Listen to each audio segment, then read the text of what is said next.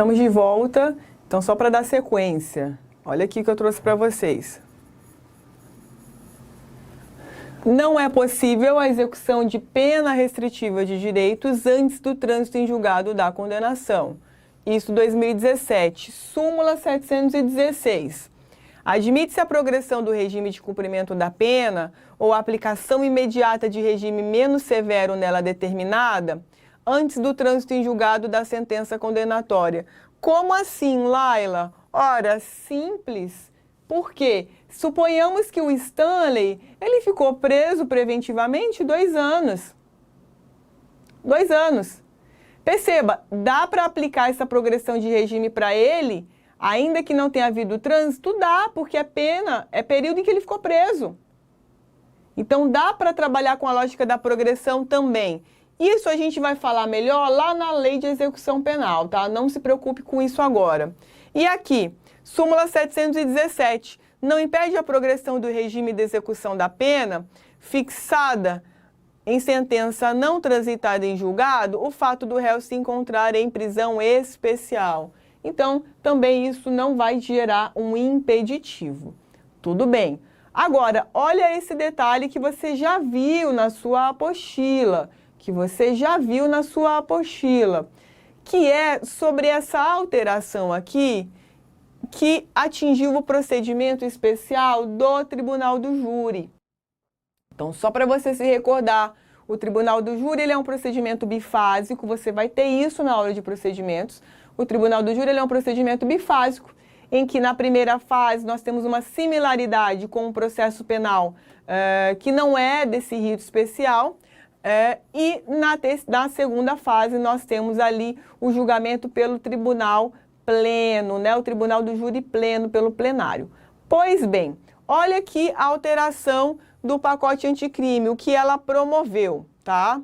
Artigo 283. Ninguém poderá ser preso, senão em flagrante delito ou por ordem escrita e fundamentada da autoridade judiciária competente, em decorrência de prisão cautelar ou em virtude de condenação criminal, olha aqui, transitada em julgado. Aí vem lá, alteração do artigo 492, inciso 1º, a linha E.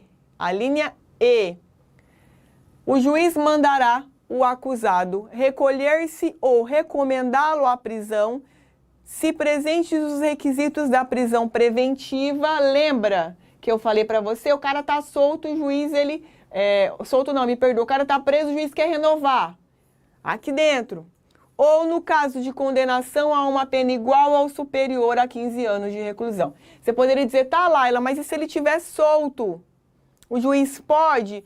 Gente, ele até pode, mas pelo raciocínio processual não dá. Porque o cara ficou solto a vida toda. Aí agora, para recorrer... Agora que deu a sentença, você coloca ele na preventiva. Então isso aí, o advogado de defesa, você que vai fazer segunda fase em penal maravilhosa, quebra isso com muita facilidade.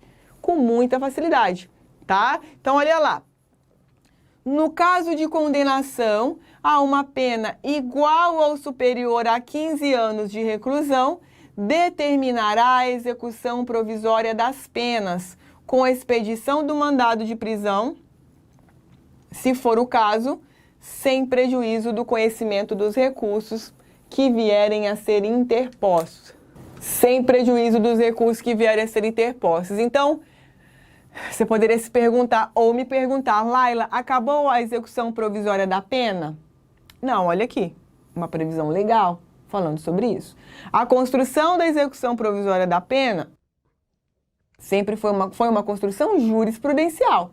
Aqui nós temos uma alteração legislativa que estabelece essa possibilidade. Laila, mas isso não viola o princípio da presunção de inocência e não culpabilidade? Perfeito. Sim, exatamente. Então, isso aqui ainda vai ser passível de discussão e revogação? Com certeza, está no bolo das ADINs que buscam a inconstitucionalidade, né, do pacote anticrime. Ok? Justamente porque, qual é a diferença de uma pessoa que é condenada a 10 anos ou a 14 anos e ela não tem execução provisória, mas uma pessoa foi condenada a 15, ela tem. Perceba, totalmente desproporcional, não existe um critério ali. Então, se eu for condenado, então quer dizer que na dosimetria, o que o magistrado ele pode fazer? Um estica e puxa e dá lá 14 anos de prisão, 11 meses e 15 dias.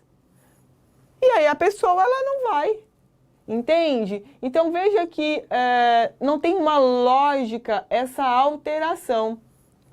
Mas, Laila, e aí para a prova? Para a prova você vai dizer que cabe.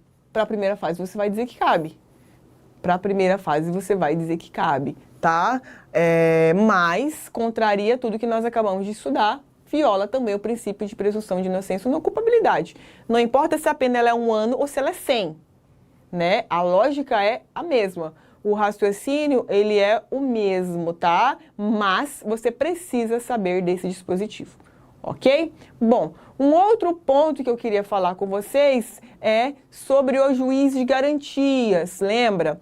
Que é um instituto meio híbrido, ele permeia a hora ali no sistema, já falou sobre o artigo 3A, dá uma rodeada ali no inquérito e tem uma autonomia própria, porque o juiz de garantias, ele veio para o nosso ordenamento, depois a gente volta aqui, tá?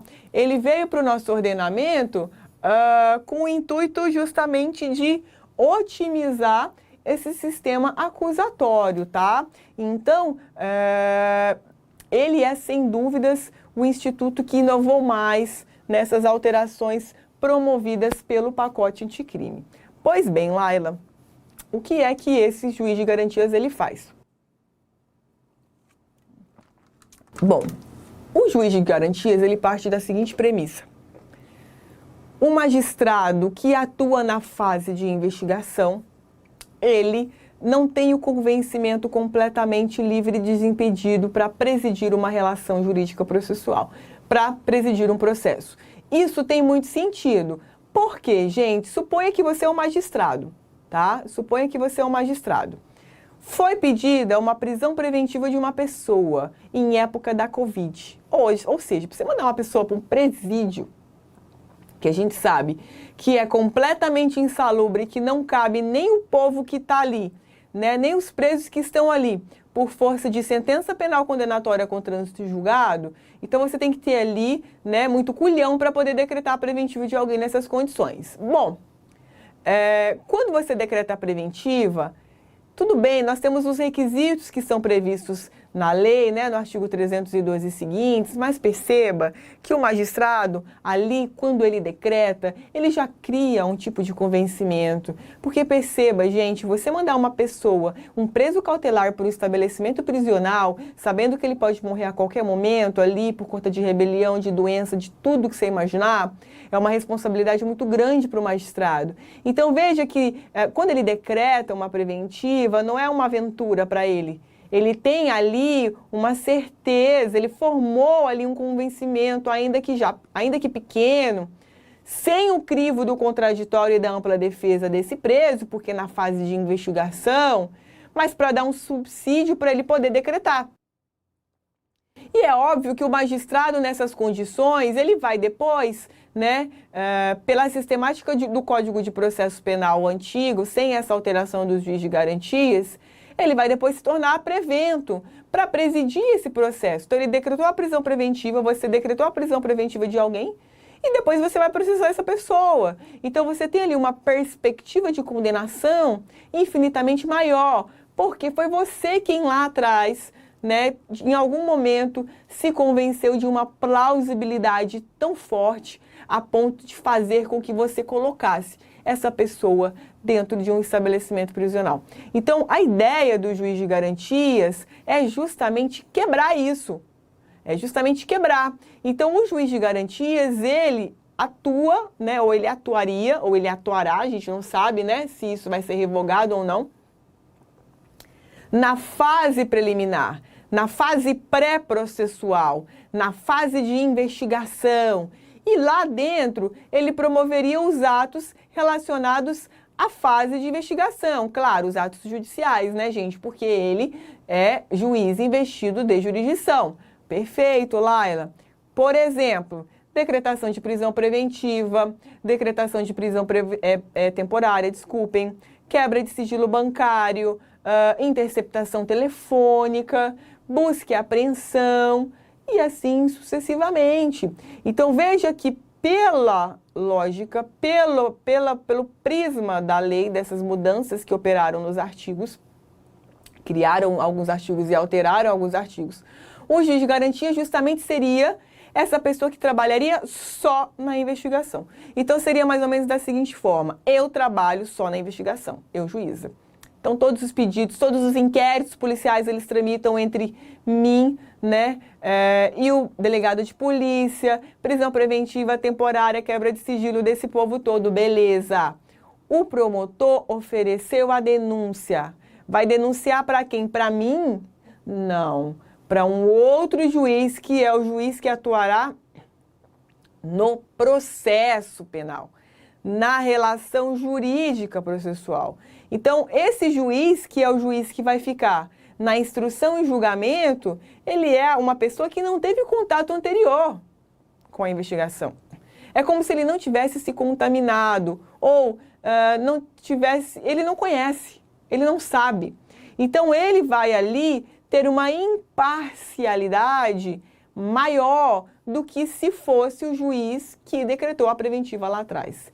Então, em palavras simples, é isso, né? Essa é a perspectiva, num primeiro momento, do juiz de garantias, tá? Bom, está suspensa a eficácia desse artigo? Está suspensa. Por primeiro, né? Qual é o maior motivo? Depois você lá em Constitucional com certeza vai ler essas ADIs, tá? Na sua apostila tem as ADIs aí citadas, depois dá uma olhadinha.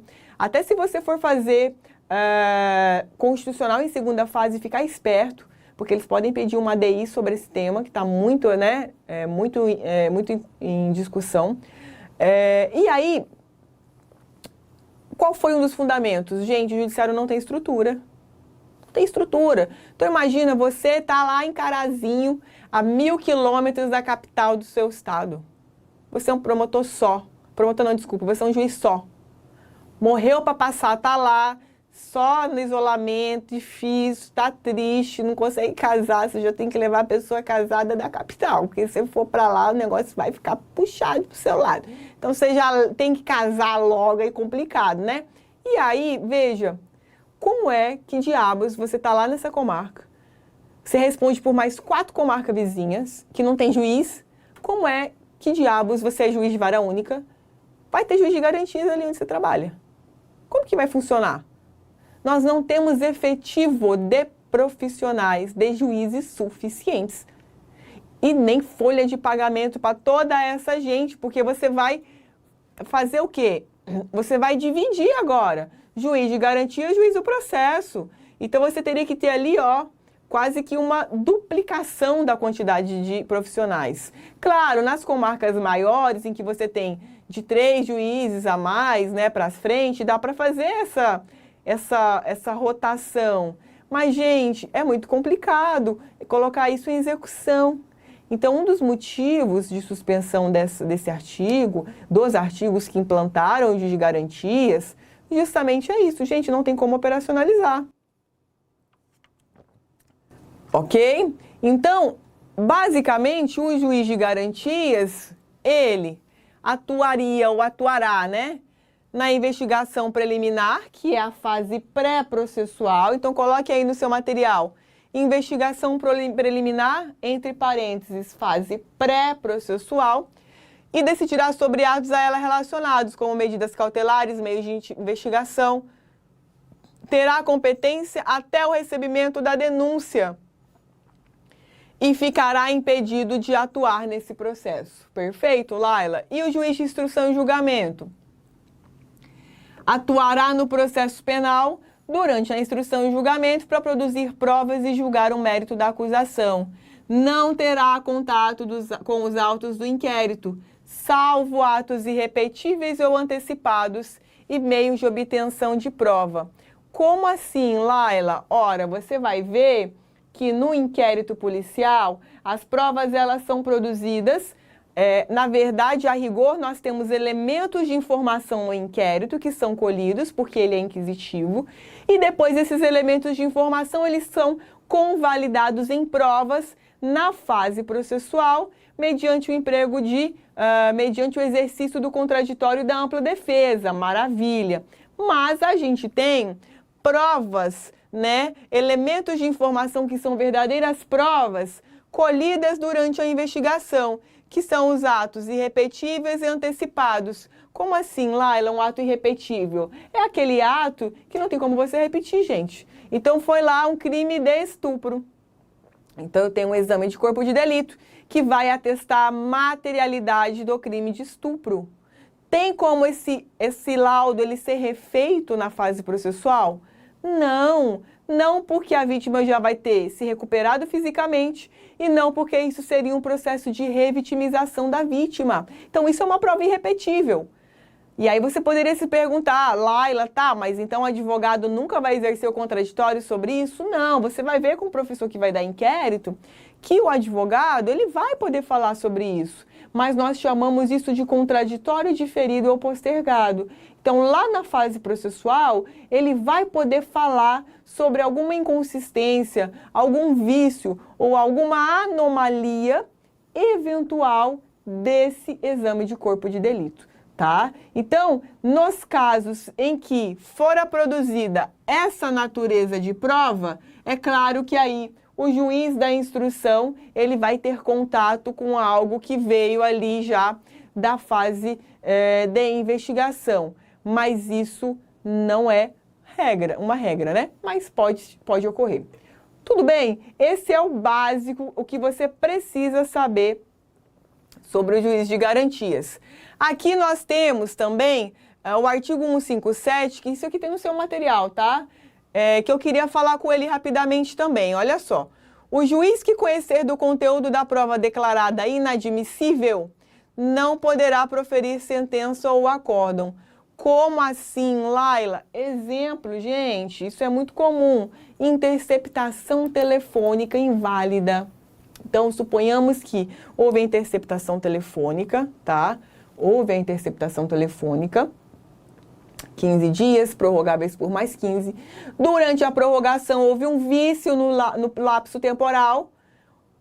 Então, ali houve, né, entre a renovação, houve um lapso de 5 dias em que a interceptação não deveria ter sido realizada, tá? A prorrogação foi tardia.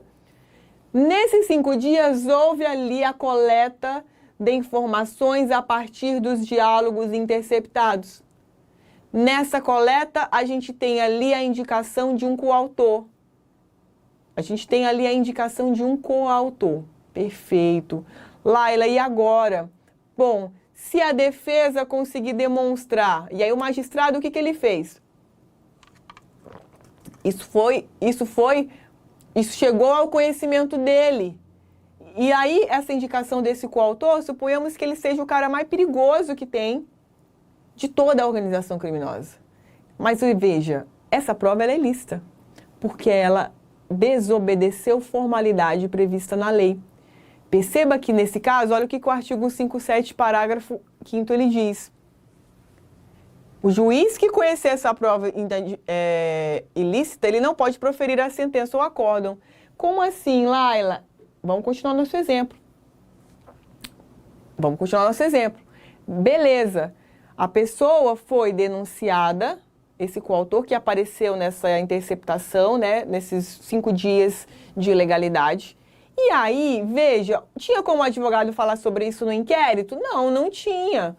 Porque o contraditório ele é diferido. A interceptação é um procedimento sigiloso, eles não documentam isso no inquérito. Então, beleza, foi feita a denúncia. Na denúncia, evidenciou-se, né? Colocou trechos, né, desses 5 dias que foram ilegais, em que tem ali as conversações. A defesa veio com resposta à acusação. O juiz, quando ele recebeu a denúncia, lembra, já não é juiz de garantias, né? É o juiz do processo. Quando ele recebeu a denúncia, ele viu o teor? Viu. Ele viu que naqueles 5 dias ali, o coautor que foi denunciado, que é o máfia alfa, o chefão, o todo-poderoso, incrimina ele coloca tudo ali, dá para imputar tudo para ele, tudo que a investigação queria tem ali. Então o juiz ele já viu, ele já sabe, ele sabe que foi a pessoa, e aí a defesa conseguiu derrubar isso, nulificando essa prova. Esses 5 dias que incluíram, né, ali esse coautor novo. Só, vamos supor que somente nesses 5 dias tinha ali o vestígio, a evidência, para inseri-lo na relação jurídica processual. Beleza, Laila, o que o artigo está dizendo aqui? Está dizendo, olha, esse juiz que recebeu a denúncia não pode trabalhar mais nesse processo. Por quê? Porque ele leu. Ele viu, ele sabe que aquele cara é o mafioso. Então, desculpa, gente. Então, a imparcialidade dele foi de alguma forma prejudicada. Então, o parágrafo 5º, que é uma novidade trazida pela lei, diz que ele não vai poder, justamente pensando na pegada da imparcialidade. Bom, e agora, Laila? E agora que esse parágrafo também está suspenso, tá? E agora que esse parágrafo ele também está suspenso. Olha só, na condição de relator das ADIs tal, todas as juizadas em face da Lei 13.964, o FUCS suspendeu a eficácia ad referendum do plenário da alteração do juiz sentenciante que conheceu de prova declarada inadmissível. Então, hoje, isso está suspenso? A eficácia está. Isso está vigente no nosso ordenamento? Sim, isso está vigente no nosso ordenamento. Basta você pegar o seu código atualizado ou ali no Planalto que você vai constatar essa vigência. Então, veja que nós estamos com essas nuances de processo penal e elas são extremamente delicadas, não são complexas, porque se você leu a lei e conheceu essas alterações, vida que segue, você vai matar qualquer questão, até porque, caso ela seja cobrada, será bem simples, até porque a eficácia está suspensa. Mas veja, você precisa saber sobre isso que nós conversamos aqui na aula hoje. É uma cadeia de ideias que não está de forma clara no material, porque são raciocínios jurídicos que você precisa ter. Tudo bem? Agora, para além disso tudo, a partir das aulas seguintes, vocês terão, na verdade, aulas com outros professores maravilhosos, tá? Gostaria de dar boas-vindas a todos vocês, que aproveitem nossos simulados semanais, nossas ferramentas de estudo e dizer também que eu estou como coordenadora no meu perfil pessoal do Instagram e também no perfil do Trino Concurso, completamente à disposição para sanar qualquer dúvida que vocês tenham com relação à metodologia, com relação ao material, com relação às sugestões. Ok? Eu vou encerrar as minhas considerações por aqui, vou ficar devendo 6 minutinhos de aula para vocês, eu sei, mas fiquem tranquilos que depois a gente repõe isso, tá bom? Em aulas extras que eu vai ter, né? E aí, a partir de agora, quem vai ministrar, quem vai recebê-lo serão outros 2 professores também extremamente capacitados, tá? Espero que vocês gostem do curso, não desistam do sonho de vocês. Esse é o primeiro passo de várias conquistas. Então se dedique, dê seu gás, use os macetes que nós estamos passando aqui, crie sua base. Essas apostilas elas são bem completas, você viu aí a apostila. Se você vai para a penal de segunda fase, não se preocupe com o material já, você já vai ter aí uma mega apostila para você complementar. E é isso, sejam todos bem-vindos. E a gente se vê por aqui no Trino, tá bom? Um beijão para vocês.